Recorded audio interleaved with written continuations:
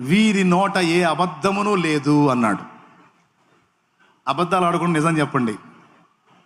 Baptism పొందకముందు అబద్ధాలు ఆడారు, పొందినా కూడా అబద్ధాలు ఆడుతున్నారా లేదా? నేను ఆడుతున్నాను అన్నోళ్ళు చేతులు ఎత్తండి.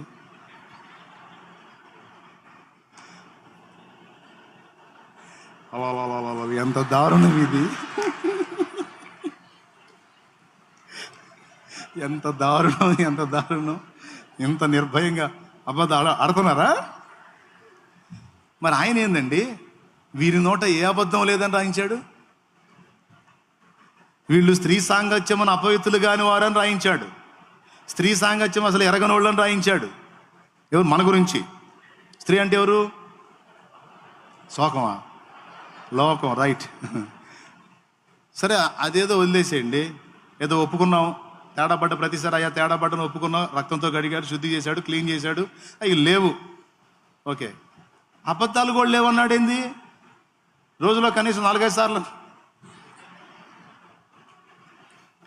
ఎంత యథార్థంగా ఒప్పుకున్నారు మీరు? అబద్ధాలు ఆడుతున్నారు. కానీ వాక్యంలో ఏం రాస్తుందో తెలుసా? వీరి నోట ఏ అబద్ధమును లేదు, వీరి నోట ఏ అబద్ధము కనబడలేదు అన్నాడు. అంటే మరి ఇప్పుడు గొర్రెపిల్ల వెంట పేతురు ఉంటాడా ఉండడా? పేతురు ఉంటాడా ఉండడా? ఎట్టుంటాడండి? నాకు తెలియక అడుగుతాను. మరి 1కి 3 సార్లు అబద్ధం ఆడాడు, పచ్చి అబద్ధం, ఫ్రెష్గా. ఏమని? అసలు ఆ యేసెవరో నాకు తెలియదని 3 సార్లు పేతురు ఉండడా? సరే వదిలేసి, అబ్రహాం ఉంటాడా? గొర్రెపిల్ల పక్కన రేపు మనతో పాటు అబ్రహాం ఉంటాడా? ఎట్టుంటాడండి? భార్యను పట్టుకొని చెల్లెలని అబద్ధం చెప్పాడు. ఒక రాజు గారు 2 రాజులకు అబద్ధాలు చెప్పాడు. ఇస్సాకు ఉంటాడా? ఇస్సాకు కూడా అబద్ధం చెప్పాడు, భార్యను పట్టుకొని చెల్లెలని. ఏమండి, బైబిల్ గ్రంథంలో అక్కడ చెప్పినటువంటి అబద్ధం ఏంటో తెలుసా? దుర్బోధ. దైవజనం గుర్తించాలి. దుర్బోధ, అబద్ధ బోధ. ఈ అబద్ధం ఎంత ప్రమాదం అంటే మనుషుల్ని సత్యంలో నుంచి పక్కకు తీసుకెళ్ళి నాశనానికి తీసుకెళ్ళిద్ది. ఈ అబద్ధాన్ని దెయ్యాలు బోధిస్తున్నాయి. దెయ్యాలు బోధిస్తున్నాయి. దెయ్యాలు బోధిస్తాయని మీకు తెలుసా? బోధిస్తాయి. తిమోతికి రాసినటువంటి 1వ పత్రిక 4వ అధ్యాయం 1వ వచనం నుంచి చూస్తే, అయితే కడవరి దినములలో కొందరు అబద్ధీకుల వేషధారణ వలన మోసపరుచు ఆత్మల యందును దయ్యముల బోధ యందును లక్ష్యముంచి విశ్వాస భ్రష్టులగుదురని ఆత్మ తేటగా చెప్పుచున్నాడు. అద్దుకో, ఇదండి అబద్ధం. భక్తులను క్రీస్తునందలి విశ్వాసము నుండి తప్పించి భ్రష్టత్వంలోనికి తీసుకెళ్లేటువంటి బోధ దుర్బోధ, దయ్యముల బోధ, అబద్ధ బోధ. వాక్యం వినేవాడు జాగ్రత్తగా వినాలి, జాగ్రత్తగా వివేచించుకోవాలి. వాక్యాన్ని బోధించేవాడు కఠినమైన తీర్పు పొందుతానని ఎరిగి జాగ్రత్తగా బోధించాలి. వాక్యాన్ని గురించి సరైన అవగాహన లేకుండా సేవకి రావటం క్షేమకరం కాదు. వాక్యాన్ని గురించి సరైనటువంటి అవగాహన లేకుండా, మంచి మనస్సాక్షితో వాక్యాన్ని నిర్వచించడం తెలుసుకోకుండా సేవకు రావటం కఠినమైన తీర్పుకు గురి కావడానికి కారణమైంది. చాలామందికి సేవ చేయాలని ఆశ, ఆరాటం ఉంటుంది, చెయ్యాలి, మంచిదే. మనలో కొంతమంది దేవుని పనిముట్లు కావాలి. నశించిపోతున్న ఆత్మలకు సువార్త చెప్పాలి, వాళ్ళని రక్షణలోకి నడిపించాలి. ఉన్న పనులన్నింటిలోనికి ఉత్తమమైన పని ఆత్మలను రక్షించే పని, అది చేయాల్సిందే. మీలో కొంతమందికి ఆశ ఉండొచ్చు సేవ చేయాలని, సంకల్పం ఉండొచ్చు, దర్శనం ఉండొచ్చు, దేవుడు మీ హృదయాల్లో సేవ కొరకు భారం పెట్టి ఉండొచ్చు. అయితే ఒక్క మాట చెప్తున్నా, గుర్తుపెట్టుకో.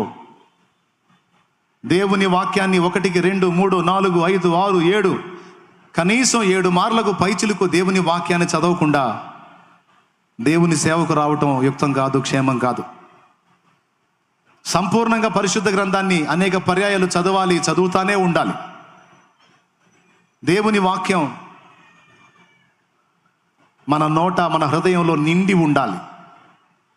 లేకపోతే ప్రమాదం అని చెప్తున్నాను. సత్యబోధను సరిగా తెలుసుకోకుండా, సత్యవాక్యాన్ని సరిగా విభజించే మనసు లేకుండా ఒకవేళ బోధ చేసే పనిగాను వస్తే ఖచ్చితంగా తేడా పడతాడు, అనేక మందిని తేడాలోకి తీసుకెళ్లే అవకాశం ఉంటుంది. అర్థమైందా? అందుకే వాక్యం చెప్పేవాడు జాగ్రత్తగా వివేచించుకోవాలి, వాక్యం వినేవాళ్ళు కూడా బైబిల్ చదవాలి. ఎందుకంటే ఏది పడితే అది విని భ్రష్టులైపోయిన వాళ్ళు కూడా చాలామంది ఉన్నారు. ఆ మధ్యకాలంలో ఒక బోధ వచ్చింది. వాడు ఏం బోధించాడు తెలుసా? యేసు దేవుడు కాదని బోధించాడు. ఇంకా ఏం బోధించాడో తెలుసా? 666 దేవుని ముద్ర అని బోధించాడు. పరిశుద్ధాత్మ అభిషేకం లేదని బోధించాడు. కృపావరాలు అప్పుడే నిలిచిపోయాయని బోధించాడు. విగ్రహార్పితం తినొచ్చు అని బోధించాడు. వీటన్నిటితో పాటు ప్రార్థన అంత ప్రాముఖ్యమైంది కాదు, వర్క్ ఈజ్ వర్షిప్. నువ్వు సువార్త చెప్పు చాలు, 4 గోడల మధ్య ప్రార్థన పేరుతో కూర్చోవద్దు అని బోధించాడు. ఈ బోధ విని చాలామంది భ్రష్టులైపోయారు. నా కళ్ళారా నేను చూసిన వాళ్ళలో కొంతమంది అసలు ప్రభువునే వదిలిపెట్టి భ్రష్టులైపోయారు. ప్రార్థనా జీవితం అక్కర్లేదని వాడు బోధించిన విషబోధ ఫలితంగా ప్రార్థనకు దూరం అయిపోయారు, సత్యానికి దూరం అయిపోయారు, త్రాగుడికి దగ్గర అయిపోయారు. మోకాళ్ళు నల్లబడిన దాకా ప్రార్థన చేసిన వాడు సమాధుల్లో కూర్చొని మందు తాగే పరిస్థితికి వెళ్ళిపోయాడు. బోధ ఎలా భ్రష్టు పట్టించుతో గుర్తెరగండి. ప్రతి ఒక్కరూ ఏం వింటున్నారో, ఏం బోధించబడుతుందో జాగ్రత్తగా వివేచించాలి. చెవికి వినబడిందల్లా గుడ్డిగా నమ్మేయకూడదు. దేవుని వాక్యం అలాగూ చెప్పిందో లేదో దానికి న్యాయమైనటువంటి నిర్వచనం వచ్చిందా రాలేదన్న పరిశీలన క్రీస్తునందు ఉన్న ప్రతి ఒక్కరికి ఉండాలి. అందులో ఈ పట్టణంలో విపరీత బోధలు చాలా ఉన్నాయి. తస్మాత్ జాగ్రత్త. తెల్లనివన్నీ పాలు కాదు, నల్లనివన్నీ నీళ్లు కాదు. నీకు వినబడుతున్న బోధ, నువ్వు నడిపించబడుతున్న సంఘం, నిన్ను నడిపిస్తున్న ఆత్మీయ నాయకుడు తన స్థితిగతులు బాగుగా ఎరిగి జాగ్రత్తగా వెంబడించండి. ఇది కూడా అవసరం కాబట్టి చెప్తున్నా. ముగింపులోకి వస్తున్నా. ఇక నా దారి నేను పోతా. మళ్ళీ ఎప్పుడు కలుగుతామో తెలియదు. దేవుని చిత్తం అయితే ఇలాంటి కూటాలు ఆ మెయిన్ సిటీలో కూడా పెడదామని ఉంది. దేవుడి దయ, మీ ప్రార్థన అవసరమేనంటారా? 7 సేవలు అంటారా? ఎంతమంది ఒప్పుకుంటారు? పెడదాం అక్కడ. తప్పకుండా ఏర్పాటు చేద్దాం. దేవుని చిత్తం అయితే ప్రార్థన చేయండి. ఆ అవకాశాన్ని కూడా దేవుడు ఇవ్వాలి. ఓకే, అందుకే ముందుగానే హెచ్చరిక చేస్తున్నాను. మీరు ఎక్కడ నడిపించబడుతున్నారు? ఆ సంఘం పరిశుద్ధాత్మను కలిగిన సంఘమేనా?